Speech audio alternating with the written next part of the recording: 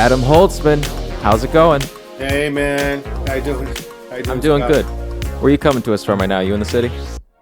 We are in the Bronx. Nice. How far outside of Manhattan are you? We are about half a block away from the border of Yonkers. Oh, geez, So you're pretty up there. we are up there. I live. I mean, the numbered streets go up into the 240s. I live on 238th Street. Gotcha. What train do That's you, the is it? Is there a subway near you so you can get to the city easily if you Yeah. want to? Actually, it's not. It still has. It's nice up here actually because it's kind of spread out. We're near a big park. It's a little bit suburban, but we are not far from the 4 train. And Hmm. we can still have Chinese food delivered. So we still have the full-on New York experience. How you dealing with all this lockdown stuff? You been busy? I've been surprisingly busy. I've been very lucky. I've been doing a lot of remote recording sessions and doing the online teaching thing through the new school and private lessons. So I've been, I think everyone's home and everyone is working on their music, and a lot of them have decided they want a Moog solo on their on one of their songs. So I've been getting a fair amount of working on projects for people all around the world, which is the nice thing about remote recording. I've done projects recently for people in Singapore, Russia, Europe, etc. So Well, it's thank you for taking the time out of your day to do yeah, this. yeah. Well, no, it's great because it keeps me playing, and I'm able to, put more, put my presence out there somehow. So you got to do something. I mean, uh, Elvin Jones, the great drummer, once said, "If you ain't appearing, you're disappearing." That's true. It's a good point. So I guess everyone to some extent is sort of disappearing right now. But Yeah. Are you just playing, or do you do engineering work as well? I've been doing some mixing. Gotcha. I'm not a real recording engineer kind of guy, but I have gotten pretty handy at mixing. So I have done some of that too, What and do you I'm mix in doing Pro Tools? yeah, Pro Tools, yeah. Gotcha. Do you do anything analog or is everything digital? Do you have like a board? I have a Soundcraft board, but Oh, nice. but I record since I'm recording most of the keyboard stuff up here. Most of it goes into the box. I have a nice preamp that I like very much. It's a sort of a tube preamp which I use for piano stuff. But and yeah, I got some good mics and a piano and things like that. But mostly it's line in keyboard recording. Are you a gearhead at all? Not much. I'm very slow to change. I get something I like and I keep it pretty much way past, uh, when other people would say, "Really, you still use that thing?" So I kind of stick with gear for a long time. I'm interested in what's out there, and I love this whole new craze with Euro Rack and the mini modular setups and Hmm. a lot of bringing back clones of these classic synthesizers. I think all that is great. I wish I had I wish I had more dough to blow on some stuff like that. The Yeah, new me ARP too. 20, yeah, I'm interested in that new ARP 2600. Yeah. When did that come out? It's Korg. It came out in a limited edition that was the actual size, and they just came out now recently with a smaller version, but it still has all the uh, same setup and everything. And I think that it's not clear if that was going to be mass marketed or if that was also going to be available on a limited basis. I don't know, but I am curious about that one though. But I'm a Korg. Full disclosure, I'm a Korg artist. So Okay. my main axes that I use from them are well, mainly the Korg SG1, the electric piano. I still think for the money, it is definitely the best electric piano out there. Really? Um, Were you a big Korg guy before you became a Korg artist? uh, yeah, I would. I I'm trying to remember the stuff I was using beforehand.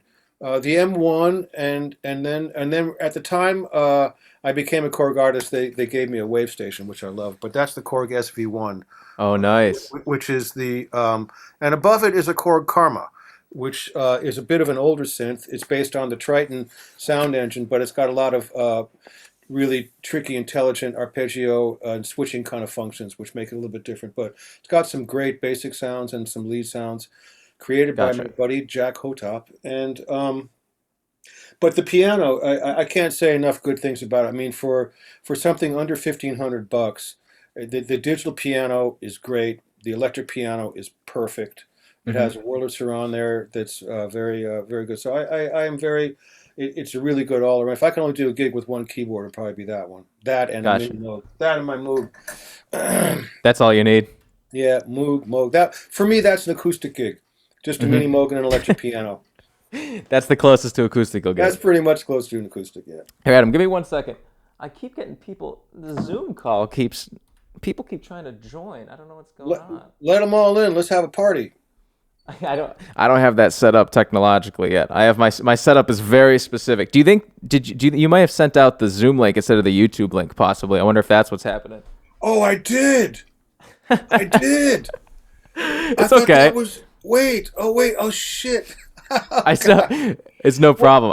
Yeah. I sent you the on to. Oh, I my forgot which email. God.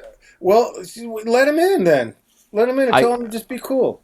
I don't know how to do that without making because Oh, I have like I have to oh. pin you and set you up so that way the Okay. overlays aren't constantly flashing L- l- l- because that doesn't look good on screen. But I think it stopped for a minute. I kept getting all these notifications. I was like, what the hell is going on? Oh, man. I'm sorry, dude. Wow, that was really stupid of me. I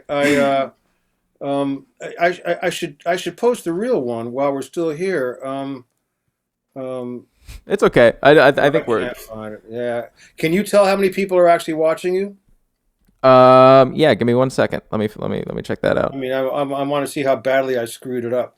I don't think you screwed it up. It's I okay. know, but if the people that if the link is dead, I want to give them something that they can use. But I guess YouTube isn't giving me a concurrent thing right now. I'm not sure oh, why. here's the Um, YouTube. Okay, here. Let me put this up real quick.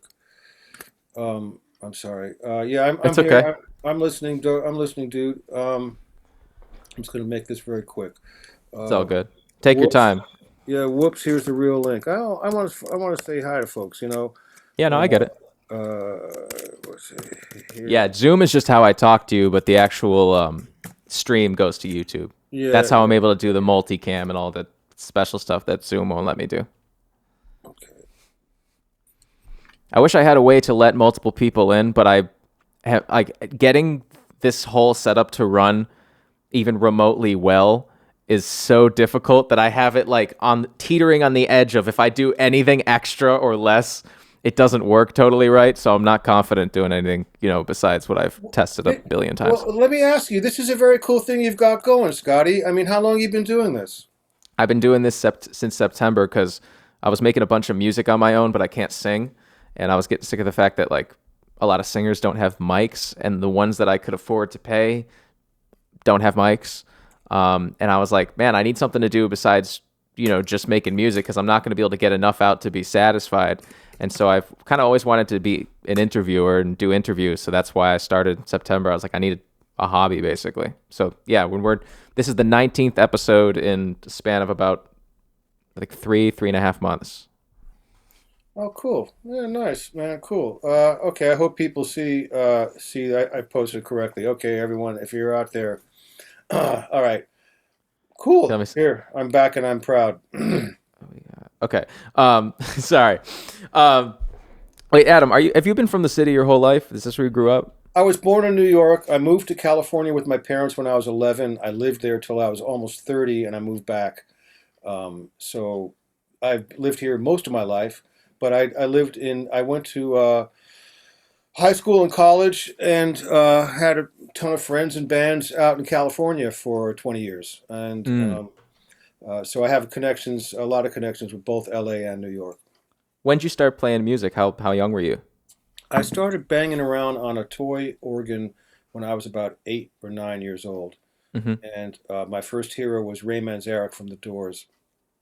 And I thought he was the coolest. He still is one of the coolest. And yeah, and that's that. So I became actually, I was drawn to electric stuff even before piano. I mean, eventually I switched over to piano and took piano lessons for many years and, did all the normal things, decent keyboard player is supposed to cover in the world of piano. But my first axe was an electric little organ, one of those little electric ones, with a little speaker in it, and stuff like that. So I was into, I was, I was into organs. I was totally into organs, especially, things like Farfisas and Vox Continental and stuff like that. I thought those were cool. But that shows you how old I am. That was, you're talking mid 60s for that stuff. Yeah, and since your dad owned Elektra Records and all of the Doors records around there, were you constantly pushing to get like an up close, opportunity to meet the guys from the Doors since you were such a big fan of them early on? I was a huge fan. My dad signed them. He was the founder of Elektra, and Hmm. he owned it. I think he actually in the early 70s he sold it to Warner Communications. It became part of the Warner's family. But up until then, yeah, it was an indie label, and he started it. And I mean, before I even really knew who the Doors were, they were coming over to our house for dinner and stuff like that. So um, So that's I that was was that. that was before you were even a fan of them. Well, no, actually, that's not true. In some ways, I was the. Let me revise that. As they say on cable news, let me walk that back a little. Um, I uh, they we were out in California for the summer, and my my dad was always looking for new bands and stuff, and a group that was on Elektra was playing was doing a week at the Whiskey A Go Go. This is Hmm. Love. Ever heard of Love? They're one of the great bands from the Vaguely. '60s. They made a record called Forever Changes, which is on everybody's best 100 list. Okay. It's a classic. It's a classic album that not a ton of people are really aware of. They were an amazing band, and the leader of Love said to my dad, his name is Arthur Lee. He said to my dad that he should check out the next band, that they're pretty interesting, and that was the Doors. And so they started to. I guess there was some back and forth. They had made a demo acetate, which was like a pressing, uh, but it wasn't pressed up. It was a few copies were made on a lathe at a studio. This is instead of giving out a tape, I guess, or something. Anyway, they had a demo acetate, and they brought that home, and it had "Hello, I Love You" on it, and "My Eyes Have Seen You," and a couple of songs that I don't think ever made it into the Doors universe. Maybe another one, "End of the Night," I remember, and I became a fan based on that acetate. So in some ways, I was the first Doors fan to become a fan without seeing them. Hmm. I didn't see them until I was a little bit older. I was too young to go to a big rock concert, but I was completely fascinated with them and fascinated with Ray and Jim. Jim was always super nice. Whenever I met him, he was super nice. None of that sort of completely crazy over the top behavior, which has become sort of a cliche when people talk about Jim. Yeah. That's only he was definitely had his wild moments, but he a lot of the times were just really chilled. Hmm. Wait, so when you started taking lessons early on, it was like classical music was your first introduction? No, my first real piano lessons, we were living in California at the time, and I studied with a guy out in Sherman Oaks named Abby Frazier, and he was classical and jazz. And Okay. so I was doing both with him. But he starts off, he had a really interesting method for teaching chordal harmony, even for little kids. You're out there playing 2-5-1s and stuff like that. He really had a great system. And then I started getting interested in classical as well. And so I studied both with him pretty seriously for a long time. And I also studied with Charlie Shoemake and Terry Trotter, which helped solidify more of my jazz background. And that was all before I started to really, play professionally. Did you go to college for music? No, when I went to college, yeah, but I was into the Bachelor of Arts thing. I Hmm. actually studied philosophy in college. Oh, really? I didn't know that. Yeah, the philosophy department was really cool, and I figured I would learn something. I would study something that there's no way I could ever study outside of a college situation. And I was really interested in moral and political philosophy and logic, and so I majored in philosophy in the liberal arts world. Kind of, I think about it now, it's a little weird. Okay, but Did you there you graduate have with a degree in philosophy? bachelor's degree. Bachelor's degree. Gotcha. Did you ever consider being connected to record labels? Did you ever consider going into music business versus just playing or going into philosophy? I was always much more interested. Well, the philosophy, I never, I did that to sort of, enrich, push my brain, et cetera, et cetera. That I never That expected. wasn't a I never monetary expected to plan. make any. I can't think of too many professional angles. There is one. A lot of people who become lawyers majored in philosophy. I did So not. there is a career path there, I suppose. But no, I was most always interested in playing. I wanted to play. I wanted to do that. It always looked like way more fun than the business side of it. There's a few times in my life, as the years have gone on, where I have considered if I had an opportunity when the playing was moving slow and looking for other things to do.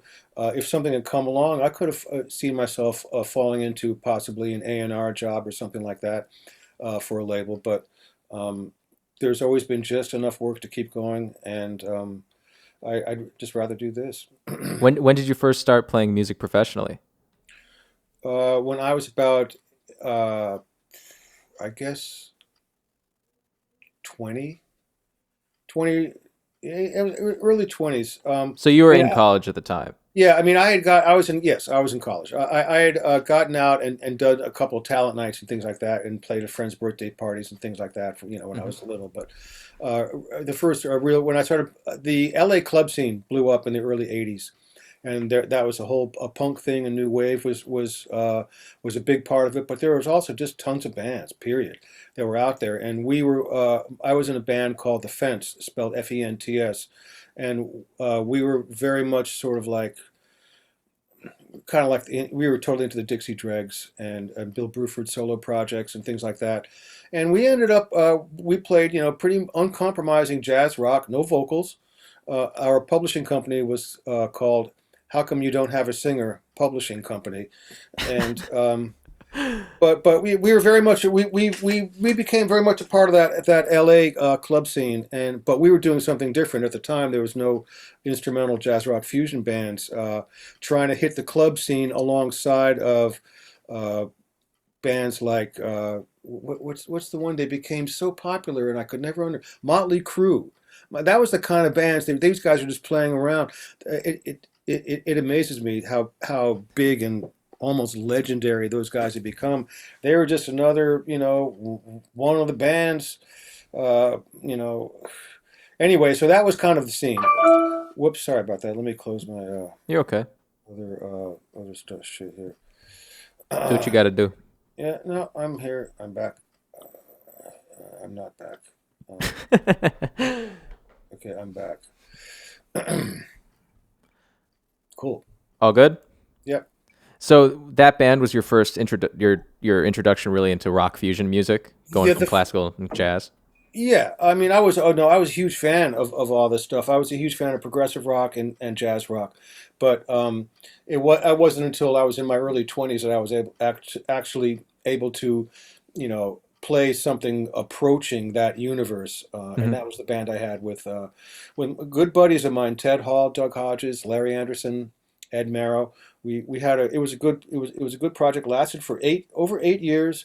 We made two albums, and we did a ton of gigs. We did a ton Really. of gigs, yeah. And so that that I guess helped break me in anyway.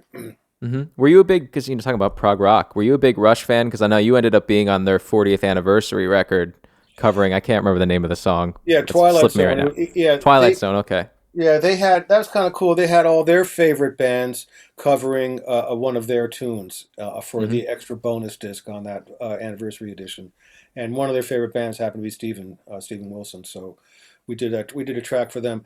I do have a ton of respect for Rush, but at the time, my prog rock scene was before they were even on the set.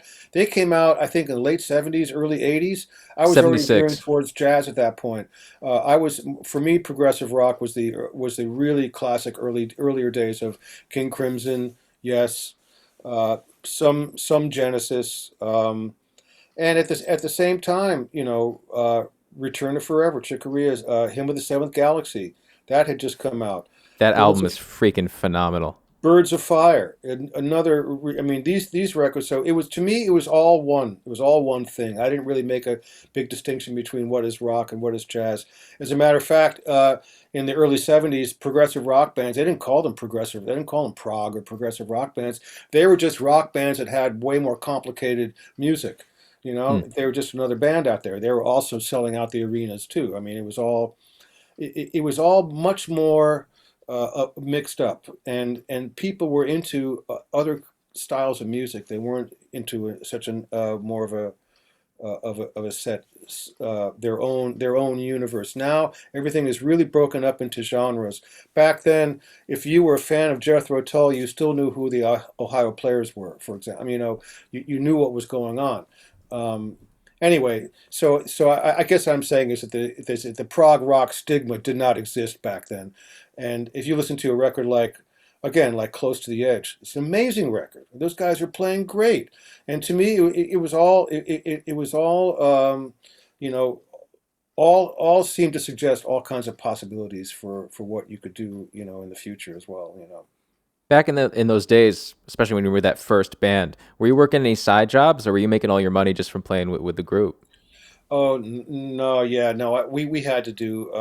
We had little part-time jobs. I ended up working in a music store, which was great. I worked at Goodman Music for 3 years, and what was nice about that was it was a front row seat for all the latest gear. And I was working there from 80 to like 82, I think, right when MIDI came out. So to be working in a store that sold keyboards and synthesizers when the MIDI system was first introduced was was great because I understood everything. I didn't have, and as the gear would come into the shop, I learned how to use it, and that was part of the deal because you had to demo gear to sell it. Um, but Yeah, so that actually, even though it was a part-time job, and I'm sure I would have rather been out playing music at the time, that would turn out to be a great gig because it really opened, um, and that's how I got into the programming thing. I did a stint for a while, even when the Fence were out playing a lot. I started doing a studio thing. There was a transitional period, I'd say, from the early '80s ah, to somewhere in the middle late '80s, about 5 or 7 years, where it was normal for a recording session to hire an engineer and a keyboard programmer. And someone would come in and MIDI up, layer up a bunch of sounds and put stuff together, put patches together, recreate sounds if needed, gussy things up, whatever. But that was a gig, that was a thing to be a keyboard programmer, a synth programmer on recording sessions. So I did that for a couple of years, and that's how I met Miles. I was doing synth programming on sessions um, for a bunch of artists that were recording at the Ray Parker studio in Studio City. One of them was Randy Hall. He hired me for lots of projects, and he also was involved with Miles. He's the guy that sang the title track, "The Man with the Horn," Oh, okay. on that comeback album that Miles made. I think that came out in like '80. And so I was working for Randy, and Randy said, "Hey, we're going to be doing a session with Miles, and so get ready."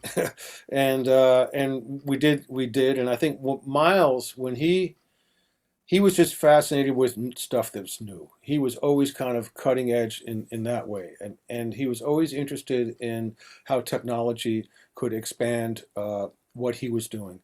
And I think he looked at me as this, you know, moldable younger guy that, you know, at least knew how to hook up all this stuff, and he could mold me into what he wanted to, which is kind of a soundscape approach, which I definitely figured out while I was playing with him. Um, not necessarily always specific musical parts, but textures and sounds that would kind of come in and out. Also musical parts too, covering Yeah. lines, doubling parts up. He liked the mini. He loved the mini moog bass, and there's a number of tunes where I doubled up mini moog bass with the bass player, and there's a lot of things, you know, about the new world of synthesizers that he was interested in. This is 1985. This is just when the synthesizers just started to sound that. This was just when synthesizers started to sound really good. Oberheim had just come out with the 8 voice. PPG Wave, Fairlight Systems, all DX7s. All these things, they're all different families of keyboards, but they all have amazing sound, which people now the retro trend is driven in large part because people want those sounds. And so that was it. All kind of came together, for me then. The technology, meeting Miles, having worked in the keyboard store. And Um, so that was your first break really into the industry was meeting Miles. my first big break, yeah, Yeah. as a player for sure, and that basically that completely put me on the map, and yeah, that was you know very very major. I mean, especially it's it's more than playing. Being hired by Miles is more than just a break. It's like um, An it's like honor. yeah, really, yeah. I can't find the right word for it actually, but yeah. How did your work change from when he first called you throughout the years when you were playing with him? Was it basically all the same? You're doing the same stuff the whole time, or did it kind of morph? It morphed. Well, my role morphed anyway. I mean, when I first joined, it was more uh, kind of half musician, half synth programmer. And by the time I left him, which was 4 years later, I was musical director, which meant that which actually, when I joined the band, Robert Irving III was musical director. Brilliant keyboard player from Chicago, fantastic. He wrote a lot of the music on the album Decoy. I don't know Hmm. if you're familiar with. Anyway, so he was sort of the main keyboard player. He did the comping and more the interactive keyboard playing, and I was sort of doubling up on parts and adding textures. But that slowly morphed into both of us were more or less doing something similar, playing parts, some shared comping. We got into a spontaneous orchestration thing where we would each kind of move around with orchestral kind of sound, and it would sound almost like we could have arranged it. But so we had a lot of, you know, the keyboard role eventually blurred, but I kind of pioneered the idea of having a second keyboardist in a jazz band, and that was That's I really think just for synth parts. pretty sure I was one of the first guys doing that, and yeah, especially in a highly visible band. But yeah, and eventually Robert Irving left, and I fell into the musical director role. And basically, for me, in that situation, Miles' relationship with Bobby Irving was probably more collaborative. They wrote together and stuff like that. Whereas my role was more of like doing musical chores for Miles. I would write charts for him. I'd transcribe stuff. He would tell me to get the band, up and running on a certain number, and then he would walk in and change everything around. Um, you know, he would sit at the piano and play ideas, and I would record them and then try and transcribe them, or as close as I could transcribe them, So and that's how you guys would learn the translate that material for the to record. a chart that could be played.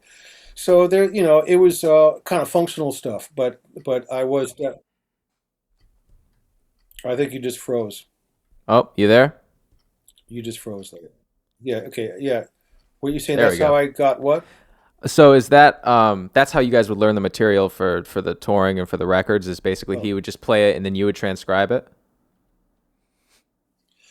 Yeah, I mean, of new things. There's a couple, specifically one of the tunes that came out that was definitely created in that process was a song, a live. It's only available as a live track. It's on that album.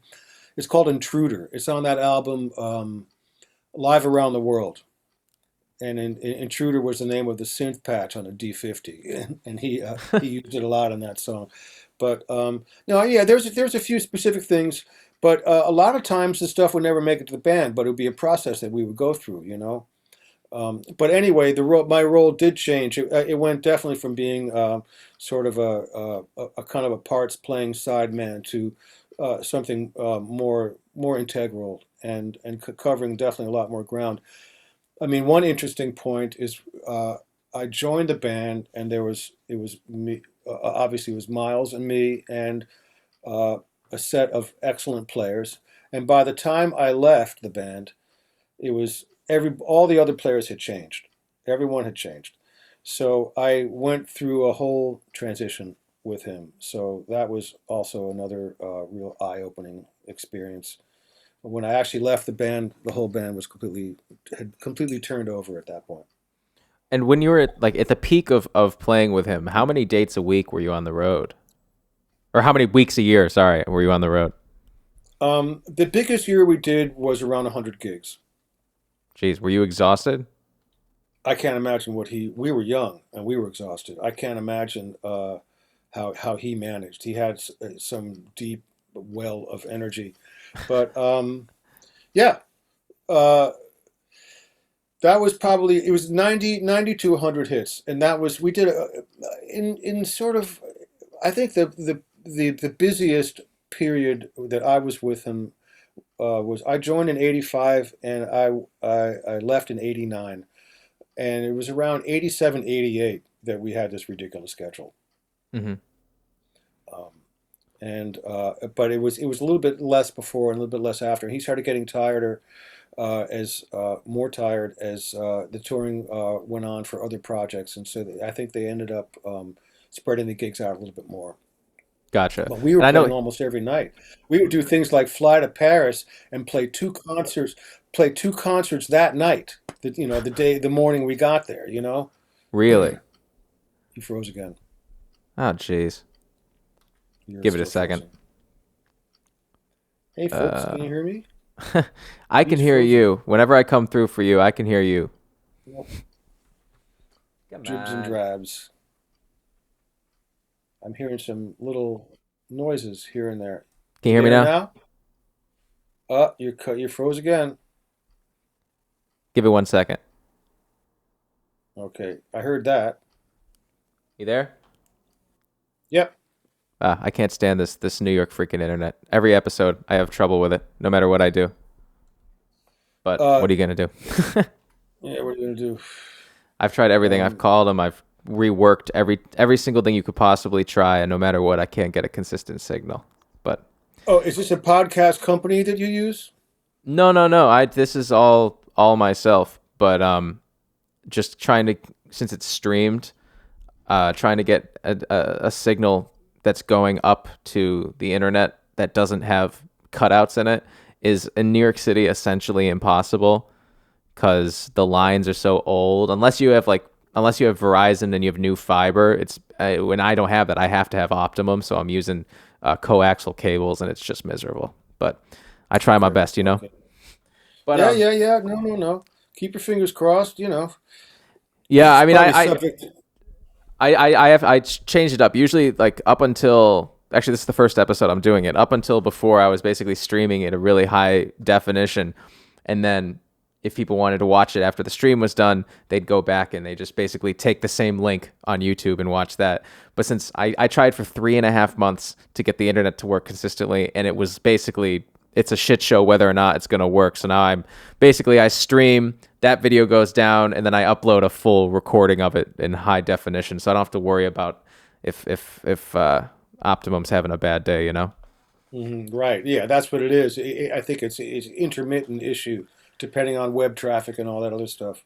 That's exactly it. And Optimum doesn't really handle their service well. They don't really care about the city, to be honest. We were victims of Optimum for a while, so yeah, yeah. Yeah, but let's see. Where so you're talking about touring and how it was basically amazing that Miles wasn't exhausted the entire time. Oh, he Um, was he was tired, but he would still find the energy to always deliver. But and so you'd come in on a plane and you'd do 2 shows the day you flew in. You said. that was, I mean, that didn't happen all the time. But I remember one particularly intense tour. I think it was 87. We flew to Paris, so we got to the hotel in the morning in Paris, and we played two arena shows that night, Jeez. part of this major Paris jazz festival thing. Oh, and so but that was not an every that was like a rare occasion that you'd be that There overworked. would be that, but we probably still went on to play four more gigs that week, before we had a day off. I'm sure something like that. And also we would we would fly commercial, but and every mid-size and large city in Europe wanted Miles at their jazz festival. So we went to some far-flung places and we flew everywhere. So it was not uncommon to take 3 flights in one day and then play that night. Now You know, that sounds absolutely miserable to you have me. to fly from a small town to a hub city, and then a hub city, you catch another plane to somewhere else, another hub city in a different country, and then a small flight to a remote part of Italy or something like that. Oh, but the gigs were beautiful. I mean, Miles always played the best places, and people always really took care of us and stuff. So it wasn't really. I mean, the schedule was intense for sure, but it wasn't a slag of a tour. I've been on those too, and this was Yeah. it was everything was pretty much first class with Miles. You know. Now, when you have a packed week of shows, what is the one where you think you play the best? Because is there like a consistent day that you're like, if I got a show every single night this week, usually by this day is like that's usually the best show in terms of you being able to perform and not being too exhausted, but also not being too like anxious or stuff like that. My buddy Nick Beggs, bass player, talks about the sweet spot of a tour. It's a phrase he uses a lot. I think it's about 10 gigs in, and then you're good for a couple weeks there where everything is awesome, and then you start to get fried. Gotcha. So, yeah, the perfect length tour to me is a 3 weeks or a month, because then you have a chance to really get into it, to be in the zone for a while, but you don't overdo it. The last album run with Steven, we did 140 gigs in 14 months. My So we had a lord. couple. We had a couple months where we were home. Um, well, we'd be home for chunks of time here and there, but at the end of all of that, I hit a level of exhaustion that I never really felt. It's not the kind of exhaustion where a couple good nights sleep and a decent meal will perk you up. You know, Hmm. it's you basically have to like. I was flat on my back for weeks. You know. Because Um, that's not music that you can just stroll along through. That's some hefty composition you got to play every night. it's hefty composition, and it's a lot. It's really high. What would you call it? High functioning kind of thing. I mean, Hmm. you have to be on top of your game. It's for me. It's the playing, and it's also the patch change choreography. That is really a lot of it is. Um, I've been spacing lately on. Uh, Well, in lieu of finding the perfect exact word I'm looking for, a lot of it is super precise timing, almost the same as playing something, making a switch right before you got to do, you know. So, and sometimes playing distinct parts with different hands, blah, blah, blah. I mean, there's a lot to worry about. And the nice thing about Steven, ironically, is that I get a chance to blow more in the context of this progressive rock project, or I shouldn't call it progressive rock, it's experimental rock. Um, than I did back in some of the jazzier gigs I did. You know, it's just the way the music works out, I guess. But so I do have a lot of opportunity to really blow, and there's some piano solo spots and things like that in the show. So yeah, a show with Steven ends up being from top to bottom a whole lot of stuff, a whole lot of stuff to worry about. How'd you get hooked It, up with Steven? it's the flukest thing, man. I've always been fascinated with the uh, English rock stars, and it was always a scene that was completely once removed from me. I mean, I've been very fortunate. I've met and become friendly with a lot of my heroes, people like Chick and stuff like that, Chick Corea, but never even knew anyone who knew anyone of those guys. And one day I get an email. Uh, Saying that Stephen Wilson has a tour coming up in 3 weeks, and the person who had lined up to play keyboards backed out at the last minute. And a friend of mine, actually, it was Jordan Rudess.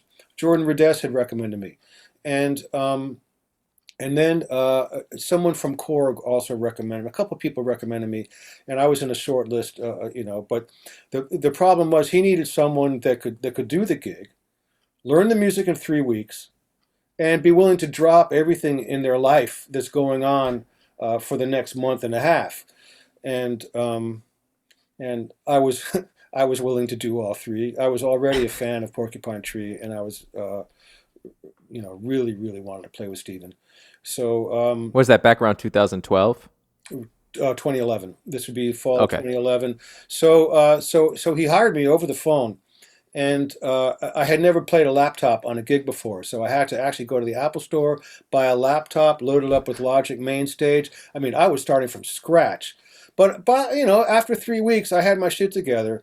Um, I should just mention real quick what I did, and I think this was the smart way to do it. Is I sat down at the piano and spent 2 weeks learning the music. Did they give you And sheet music for it? Or did you have to learn it by no, ear? no, no. I had to figure it all out, and I transcribed some of it. Some of it I could hear, but I had to do the homework myself, and but I had to learn the music first, and then I got into the computer and the sound programming and the synthesizer part of it. Otherwise, it would have been so easy to start getting into that stuff and get completely distracted.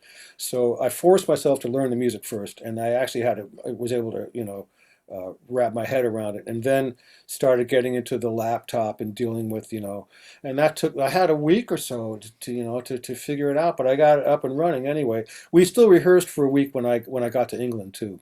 Hmm. So, but anyway, yeah, it was a bit of a crash course, and it was definitely the kind of situation where I don't think they would have hired someone from the States if they weren't in a last minute kind of situation. They cast a much wider net than I think normal. That's what happens when you need someone quick. Um, but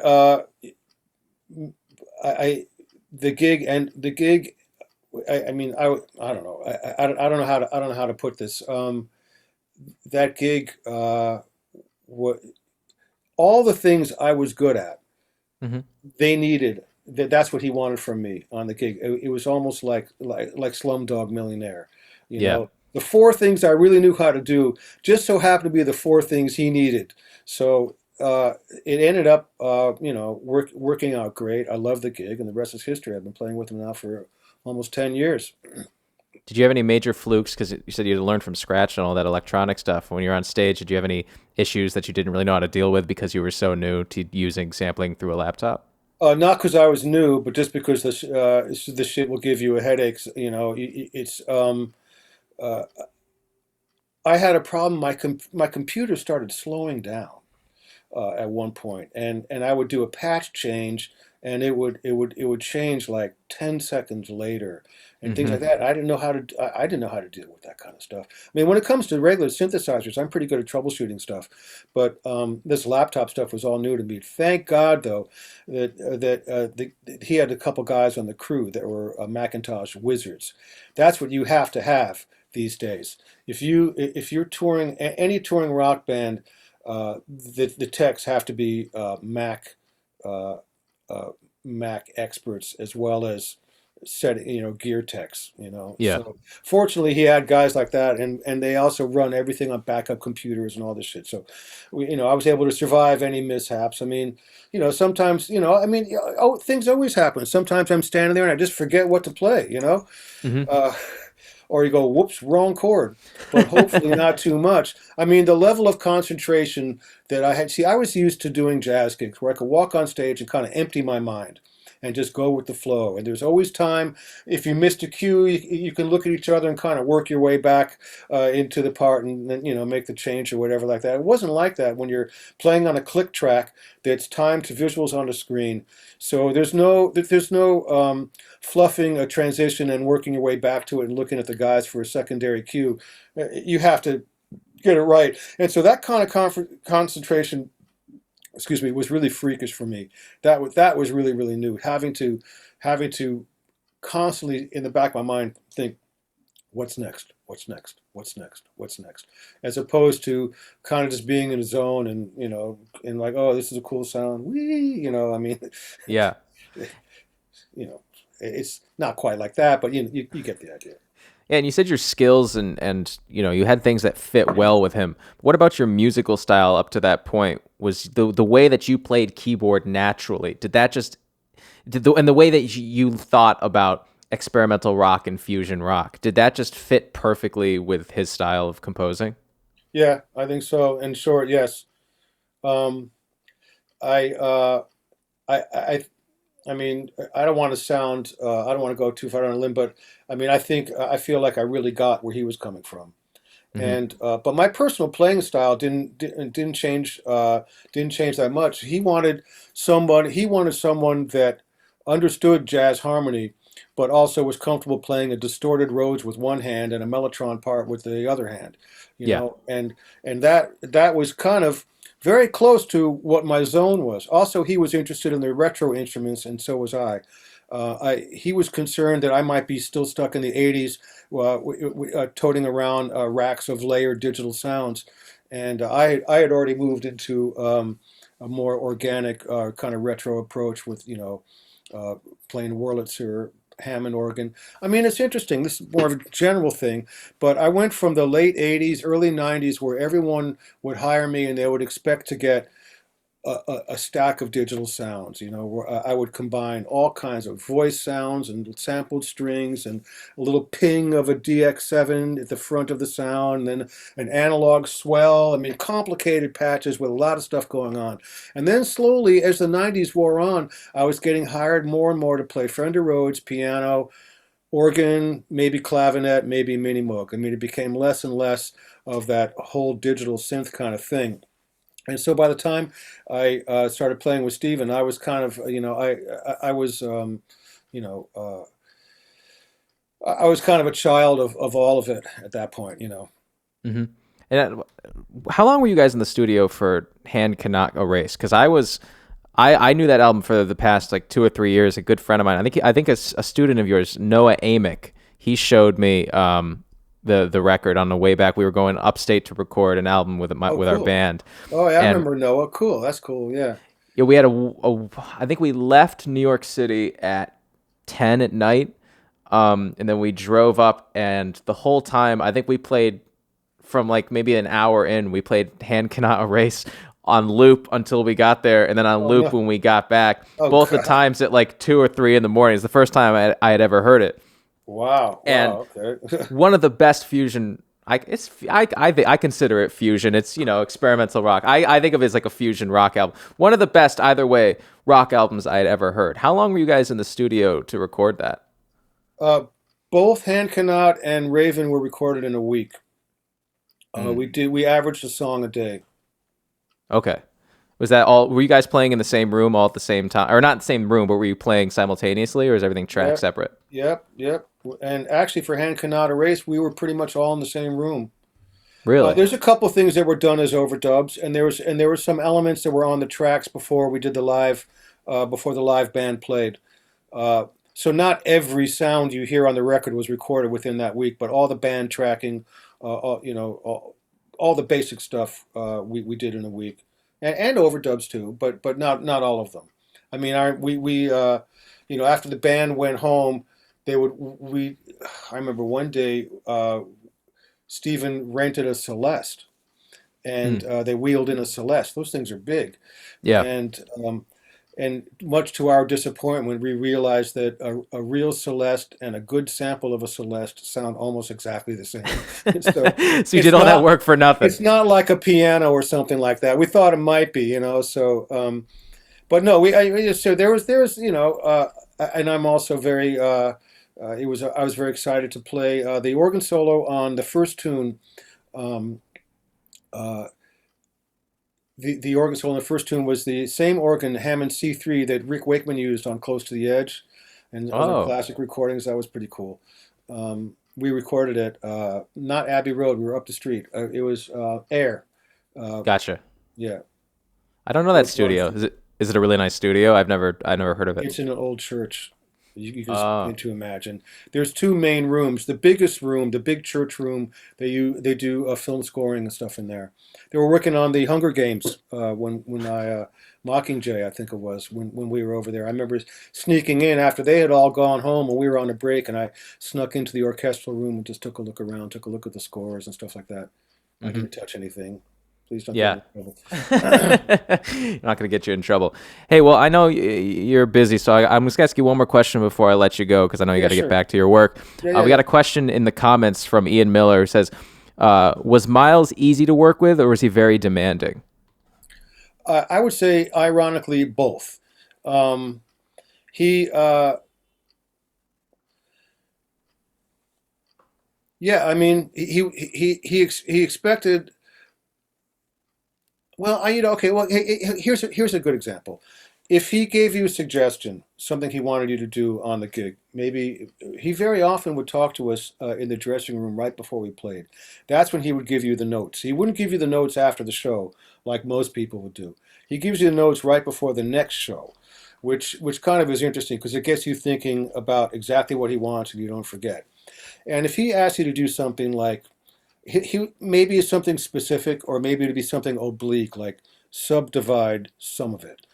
Um, if he saw when you got on stage to play, if he saw that you were attempting to do what he had talked about, he'd be happy.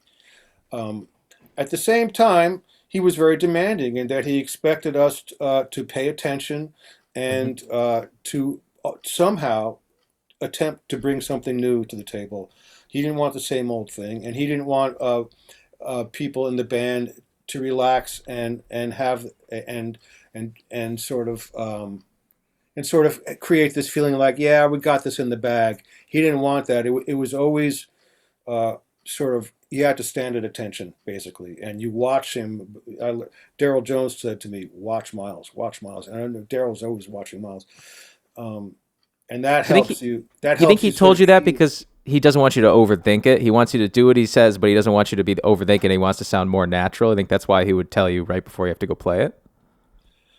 I think he told you right before he played, just so you'd remember. If he told you the day before, who knows? I mean, That's true. I think that was part of it. I think there might be other psychological reasons why he would make these comments right before the next gig rather than comments after the last gig. But I always, if you stop and think about it, as a musician, from the point of view of a musician, it's a great Yeah. way to do it. I mean, then you're fresh on it. You're just about to play, and you can attack these ideas, right off the bat and see what happens. Sometimes he'd still give me a hard time. He'd say, "Hey, Adam, sounded like you knocked something over back there," you know, and So he had a little bit of sarcasm. oh, he had a lot of sarcasm. He was very funny. I mean, if someone in the studio bothered him, or something, if he say, "You're going to give me a tape of that, right? You're going to give me a tape." And the engineer would say, "Yeah, yeah, don't worry, Miles. We're making a tape for you right now." He goes, "If not, because I'm getting ready to drive my car right in here." You know, I He mean, was a ball buster. it's kind of yeah, and kind of a wry sense of humor. And at band at rehearsals, when he was in a good mood, he'd have us cracking up. So Yeah. Well, Adam, thank you so much for coming here today. I hey, really sure, appreciate you man. taking the time. You got any final words you want to say to anybody before you get back to work? Oh wow. No, but you don't have to. It's just if you have something. Yeah, I've been, I don't know, lately with the pandemic, I've been sort of swinging back and forth between really feeling like I got all my marbles, and then on the other hand, sort of falling apart. So I'm somewhere in between, I guess. Yeah. Uh, you know, if I think of something, I'll let you know. We'll do another podcast. This Yeah, was fun, definitely. man. I like Thank this, you. Scotty. Yeah, great questions and stuff like that. They're very cool, man. I'm impressed, man. Very cool. So I'm happy you're congratulations on your podcast, and I would love to come back at some point down the line. absolutely. Let's do it. And thanks again. Thank you so much. Thank you to everyone for listening. I want to let you guys all know if you want to watch this as a replay, the upload will be there in a couple hours. It's no longer going to be the same link for the streams. Again, apologize, Optimum Internet. Either way, we're going to be live next Saturday at 3 p.m. with Mr. Steve Gadd. So, Oh, no way. Really? absolutely, Steve Oh Gadd. my God. Actually, real quick, can I share something on a screen? Or is that not Yeah, I, possible? I think we can. I'll Uh, try to make it. Let me see if I can make it work. Try it. Share something. let me. There's something I want to show everybody real quick. Let's see. Here we go. Boom, boom. Okay. Okay. Here we go. So I share screen. Okay. You have to enable it for me. Oh, I don't know. I let don't me. know if that's possible. If that's not possible. I'm sure I could do it. Let me see. Give me 1 second. I got to figure out. Oh, I've I'm never sorry. enabled. I'm sorry. I wanted to. I'm taking this opportunity to make. You're going to have breaking news on your podcast. Let me see. Remove. How the hell do you do this? Okay. You know what? We'll save it. We'll save it. Oh, you have to show it to give the breaking news. Okay, now you It's got me in. it's part of it. It's part of it. Allow to Kind of, multiple. sort of. Okay, what if I make you the host? No, no, it should be the little green arrow right next to where it says share screen. It says enable for other participants. One participant. The little green up arrow right next to share Okay, I screen. Do you hit see that? that. Let me see. Okay. Here we go. There we go. Adam, Okay, now try it. here we go. Ready? This will be Okay, everybody. anticlimactic. I would like to show everybody. I'm very proud to announce um, the release of a live album in the next month or so, which was recorded at the last gig I did in town, one of the last gigs anyone did in town. As a matter of fact, it might be the last gig. This is, Ever. well, people have been doing garden concerts and stuff, but one of the last gigs. People are doing streaming and stuff too, but this was the last regular gig that I was a part of at New Blue, recorded at New Blue in New York City, and some of my new school friends were there, and the recording came out really, really great. And I would Who's like on it? it's the lineup is Gene Lake on drums, Freddie Cash on bass, Ofer Asaf on saxophone, my wife Jane Getter on guitar, and I'm on keys. And it's my touring band, Brave New World. Hmm. And we had just come off a tour, and we did this project. We didn't even know we were recording. The sound engineer after the gig said, "Hey, man, first of all, when we drove down to the gig, we heard on the radio that Broadway had shut down, Hmm. and so the entertainment business was shutting down all over the place, and we Yeah. decided to plow ahead and do the gig anyway because we didn't know if we would be who when we'd have another chance. Everyone knew something big was about to roll in. 18 people showed up, but still, the sound engineer recorded their first set in multi-track, and was able. I did a really good recording. And so I was able to take these tracks and mix them, and at least salvage what we had here. Anyway, I just wanted to. I'm kind of excited about it. I think the performance is really killer, but there's a certain edge to it. Anyway, this is the album cover, designed by Hayo Mueller, who's done some stuff for Steven, and Hmm. looking forward to getting it out there. Just wanted to let people know that it's on the way. This is like my first pre-release announcement. Anyway, Fantastic. Any no rough estimate of the release? yeah, about a month or so. Oh, a month or so. Okay, I Yep. apologize if I Yeah, missed you saying six that. weeks, something like that. Yep. Cool. Well, Adam, I'm excited. I'll be listening. Yep. Yep. Thanks for letting me do that. Thanks for letting me take a little commercial there. Of course, absolutely. Thank you for taking the time. Thank you Okay. for being here. Live with Steve Gadd next week. This replay will be up in a couple hours. Everything's good, except for Optimum Internet. But besides that, we're good. Thank you, everybody, No, and I'll see you. in the end, they did their job. We got through it. We got through it. I Be would like to nice to get them. Thank you, Optimum. You got to be nice to them. no, because I don't want an Optimum sponsorship. They've given me too much Oh, don't be trouble. nice to them. Okay. No, Yeah. no, Okay. no, no. Well, I'll be truthful. I'm not going to be purposefully mean, okay. but I will be truthful because I've tried everything. But okay, All we right, did it. man. Take it I'll easy, talk to you Scott. soon, Thank Adam. you, man. All right. Take it easy, dude. Thank you, everybody. Goodbye. Wow.